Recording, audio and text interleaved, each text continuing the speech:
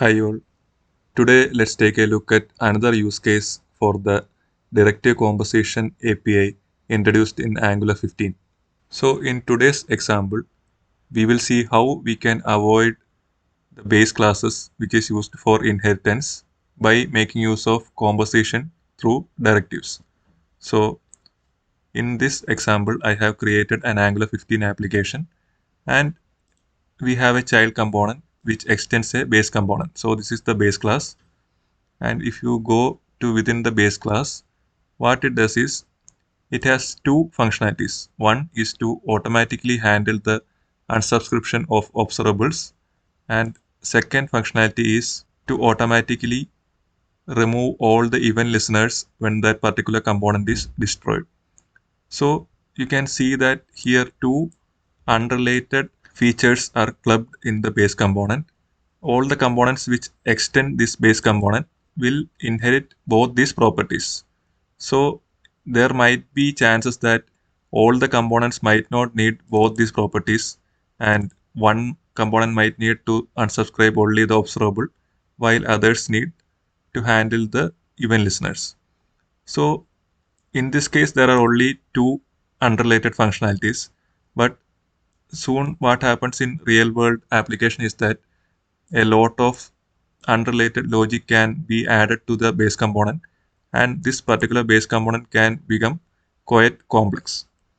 So today we will see how we can avoid this complexity by making use of the directive composition. So before getting into the directive composition, let's explore the application which we have currently. So it consists of a app component.html where we render the app child. So the app child is the component which we saw previously, which extends the base class. So we have a button in the app component which basically toggles the visibility of our child component. So this is our application and this is the toggle child button. So what happens when we click on the toggle is that a particular flag is toggled and the child component is shown and hidden. Now within the child component, what I have done is I have added a subscription, and along with that I have added a event listener for the document click. Since we have extended the base component, what happens is that here we automatically unsubscribe from both the observable as well as the event handler.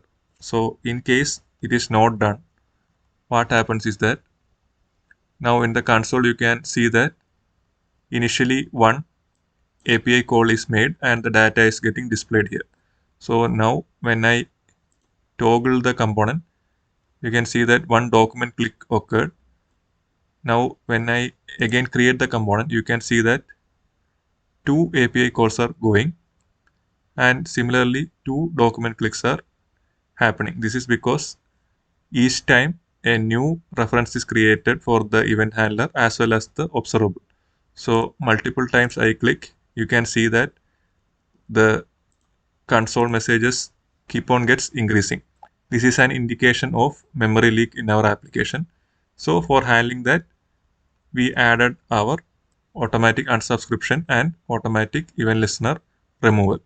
So once we do that, you can see that when we toggle the application, only a single API call is made as well as a single click is detected. So now let's go and explore how we can replace this base class with directive composition. So initially what we need to do is that we need to create a standalone directive called the unsubscribe directive, and within this directive we will put the logic to handle the automatic unsubscription of the observable. So whatever we saw within the base component, we can move the subscription related things, that is the subscription array and the handle subscription method along with this for loop within the ng on destroy. So that alone we have moved it to our subscriptions dot directive. So now once we have created this directive, what we need to do is we can go to our child component, and within the component metadata we have something called the host directives. Within this we can add our unsubscribe directive. So once we have done this, what we can do is that we will be able to inject this particular directive within our component. So I am adding a private property. So once this is added, we can make use of the method within this directive instead of directly calling our inherited method. So once we do that, you can see that again our application is working as expected. So suppose this component needs only the unsubscription part, then you can just make use of that particular directive and that's it. So since in our scenario we need both the unsubscription as well as the event listener removal, what we can do is we can create a separate or second directive that is called the listeners directive. So within this again it is a standalone directive and this will handle the logic related to removing the event listeners upon exit. So one another thing to note is that here when we make use of base component, all the dependencies which are needed by the base class. So within the base class, we need the renderer. So what we need to do is we basically need to inject it through the constructor to our base class from our child class. So when we make use of the directive composition, we can avoid this scenario as well. Within the listeners directive, we can directly inject the renderer to, and since this is a Angular context, Angular will automatically inject it. So we need to pass it from the child class or the component. So once we do this, again we can import this within our host directives. We have added this, and similarly we will be able to inject this new directive as well. So I am giving a name as listener. So what we can do is we can add the handle listeners method from the listener directive itself. Now once we have done this, we will be able to remove the extension. So I have removed the extends keyword and also the super where we need to actually pass the renderer. So ideally now we needn't inject the renderer itself. So we can remove all the unused imports.